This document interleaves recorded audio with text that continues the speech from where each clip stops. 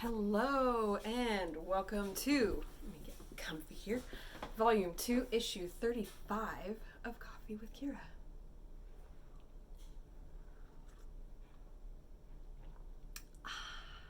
I'm drinking peach tea this morning out of my hot dog mug.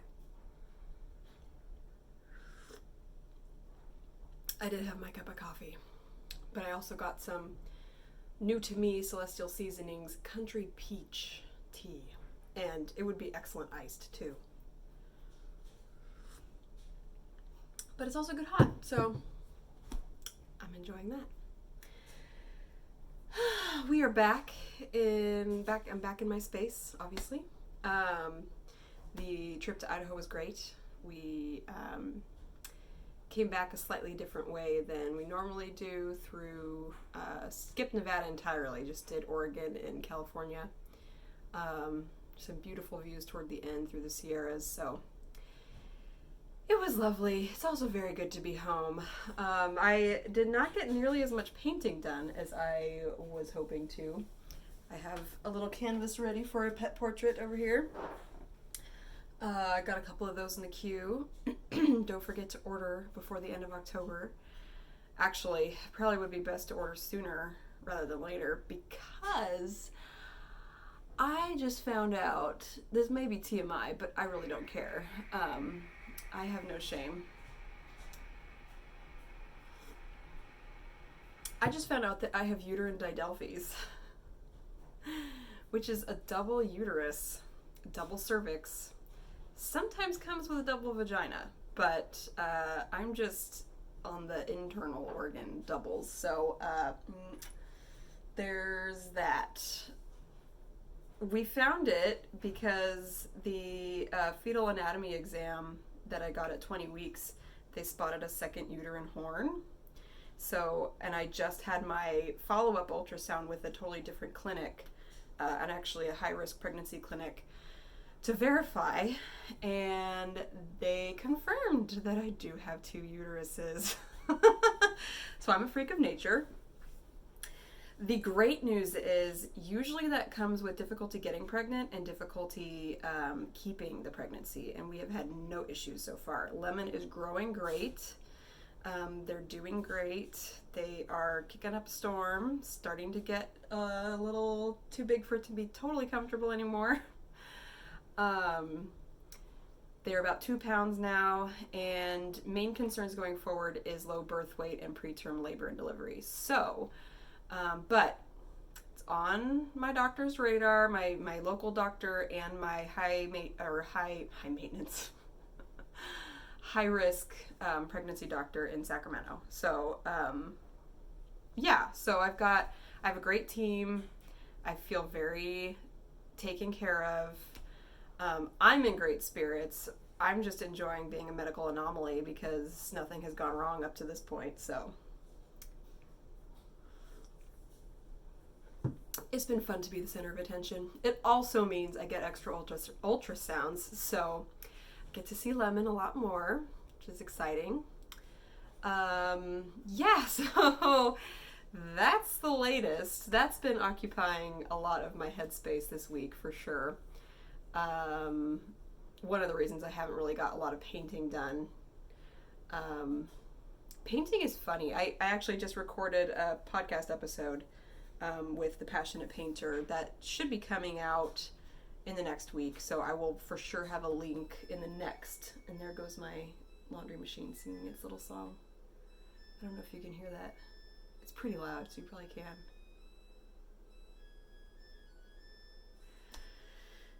It's way too long of a song.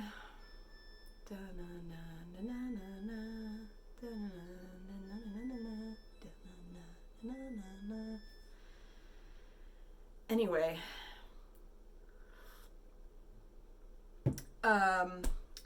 what was I saying? Oh, it was a great conversation with Caroline, and I'm excited for you to listen to that. There's also a YouTube component, so you can watch it if you want. Anyway, I'll link up to that in the next Coffee with Ciara. But and then I'll post on my socials too. So, but in it we talk about like kind of the headspace that's required to make your art, and it feels like there's a much bigger barrier to entry to getting started making art. And not just like buying the supplies. I mean, like sitting down and working on the art. There's a weird mental block that happens for me, at least, and a lot of other artists too. So, so this has just been something that obviously is occupying a lot of my brain space, and kind of threw us for a loop. And yeah, so I'm using that as an excuse as to why I didn't get a lot of painting done. But knitting, of course, lends itself very well to processing and healthy distraction. So I did get a lot of knitting done this week. Actually, I'm very proud of this sock. So this is from what is considered deep stash. I've had this yarn ball for, well, I've only been knitting for like 3 years now. Yeah. And I got it within that first year. So a lot of folks, deep stash is like multi-years old stash that you've had like since the beginning or for a while. But anyway, it's Queensland Perth. It is a beautiful yarn for socks. It's got kind of a barber pole. I don't know if you could see this at all, but it's going to be hard to, there. Barber pole meaning it's got two colors that are plied together. So you've got some really beautiful gradients going on, and it's a really nice like workhorse feel. Workhorse meaning it's not all dainty yarn, so it's good for socks. And I really like the woolly feel of it. So usually I do afterthought heels because I'm lazy, but I'm actually doing a heel flap and gusset for this, so it should fit really well. And then I'm doing some cabling. This is the Hocus Pocus, a little Hocus Pocus sock pattern. It's a free pattern on Ravelry, but the yarn does not lend itself this one looks good here, super well to cables, but it's kind of a braided cable look. But the yarn's a little fuzzy, so there's not a ton of stitch definition for that.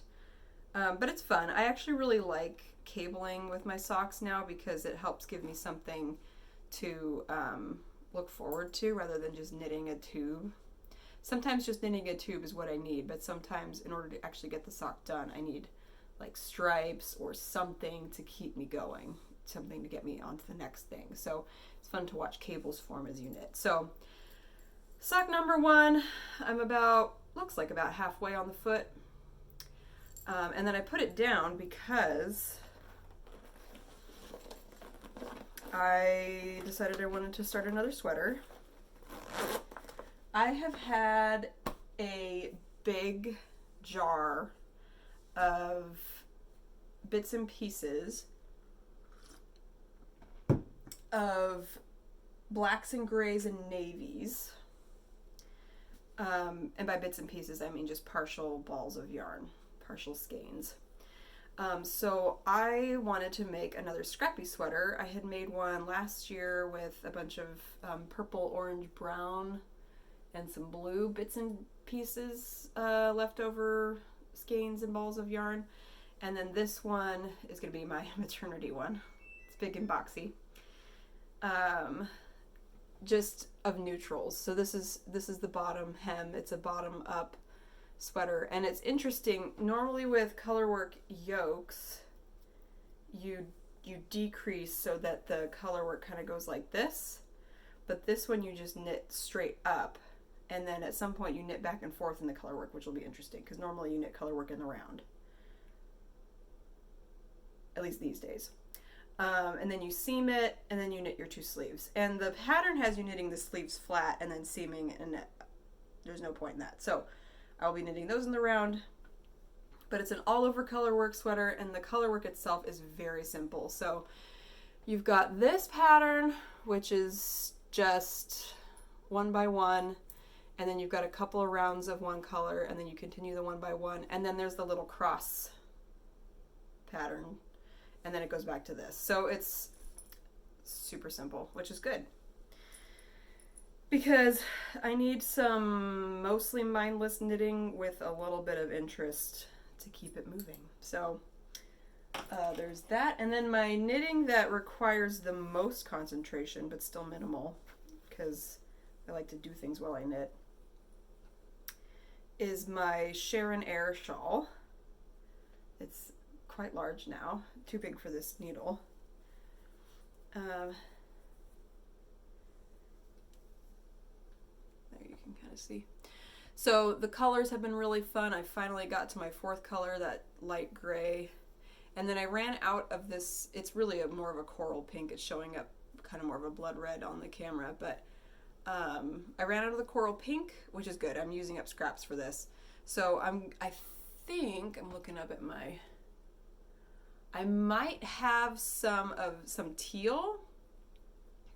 Looking in my scraps, and if I don't, I probably will just go buy some more teal because I use it a lot in color work and in stripes and other things. So I'll replace it with this teal because I have a lot of navy in this weight of yarn that I'm using up, and I have more navy to use up, so I think I should be good on navy, should be good on gray, and I think I'd like to do that teal to replace the coral pink. So the next stage, so spoiler alert, in case any of you care, it's a mystery knit along. The next stage, you keep one half on the needles, and then you put the other half of your live needles on scrap yarn to work on later. So, which is exciting because it was starting to get big, long rows. Now we get to work on separate little pieces, and it should be a fun construction, new to me construction, and new to the designer construction. So that's been fun. Oh gosh, we're already at 12 minutes. I've been knitting. Long story short, I have 2 uteruses and I've been knitting.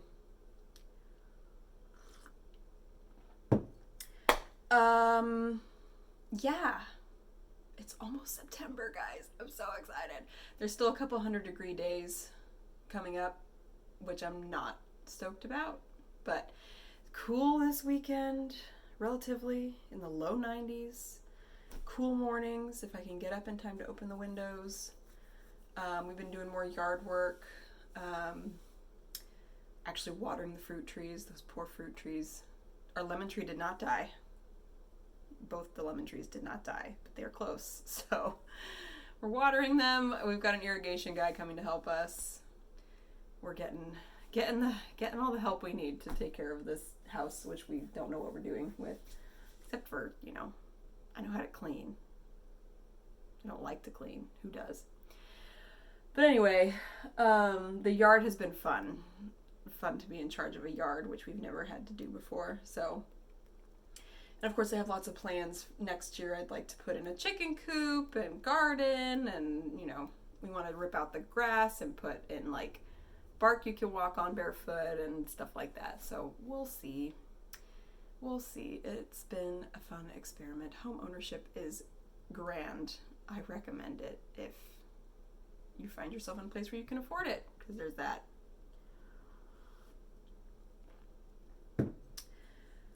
I've babbled long enough. This is the longest Coffee with Ciara video to date.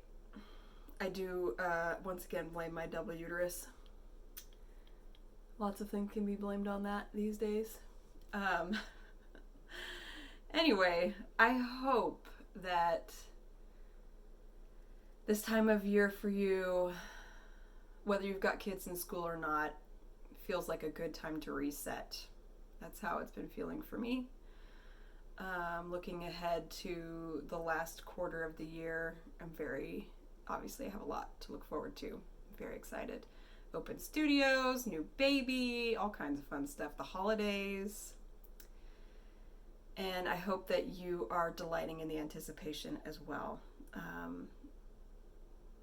We get to live in anticipation mostly, and if we can learn to love the anticipation, our life just becomes much more fun. So may you enjoy the anticipation, and I will see you next week. Bye.